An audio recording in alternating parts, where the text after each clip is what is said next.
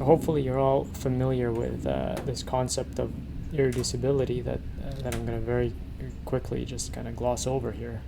So the definition, I mean, there are a lot of related definitions to this in terms of which states are accessible, which states are, what do pairs of states communicate. You can find all these definitions in Ross and other books.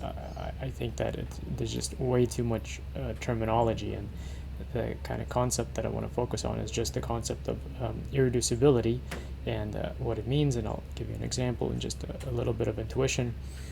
So we call a Markov chain with one-step transition probabilities pxy irreducible. And what I want to highlight here is that this part is important, right? With respect to what the state space is, right? So when you say irreducible, you always should have a state space in mind, or maybe even some subset of the state space. In any case, if it's irreducibility is tied to the state space that you're considering, and if for every pair in that set S, right, the state space, if there exists a K such that the K-step transition probability from X to Y is strictly positive, right, then you call your chain irreducible. The idea being that you should be able to get between any two pairs of states with positive probability in some finite amount of time, right? So K is a finite number, and as soon as you can find this number for all pairs of states, you can call the chain irreducible, and again, it's with respect to S, right? So why is why is this the case, and where does the word irreducibility or reducibility come from?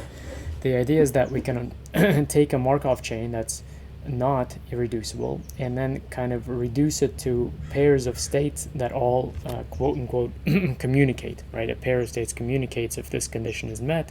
And in this example, you can see that if you start with state 1, you're going to walk deterministically to 2, 3, 4, and then once you enter step 4, you can kind of very quickly check that you can get from any pair, right, of these states 4 through 7, you can get between any two of them in a finite amount of time, but you will never return to states 1 through 3.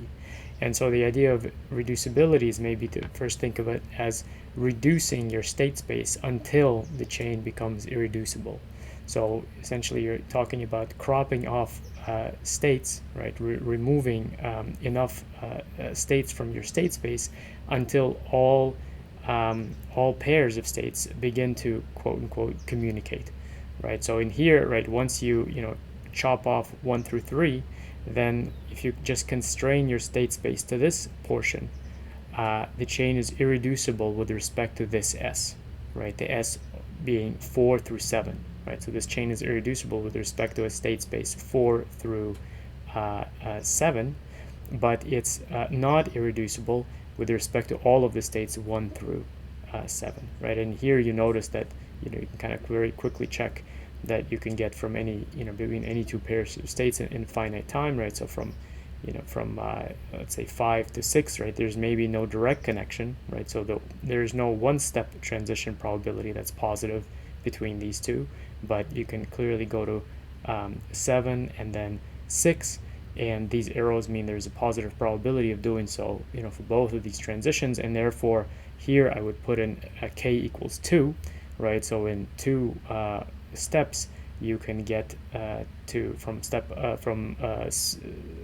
state 5 to state 6, and all of this is, of course, measured by powers of the transition matrix. If you recall from the notes, and I think we've mentioned this in lecture as well, that these k-step transition probabilities are just powers of the transition probability matrix. Namely, this is the xyth entry of the one-step transition matrix P raised to the kth power. So that kind of ends this clip, and I don't like sort of all terminology related to accessible, whether two states communicate, all the communication classes. I think the important concept is just you can take any state space and reduce it to the point where this condition holds, And then what this allows you is to state sort of all the theorems without kind of all the special cases and all the exceptions. One thing kind of that this really relates to, if you want to think this through, is Google's PageRank, right? So when the state space there was irreducible, when the World Wide Web was irreducible, you saw that the almost good PageRank that we had was actually a pretty good one. And so the counterexample that we had was exactly one where the state space was reducible by removing a few web pages until all of the remaining web pages had a way of kind of, the server process that we mentioned had a way of getting from, between any two pages by performing that random walk that we discussed there. So that's all for this concept.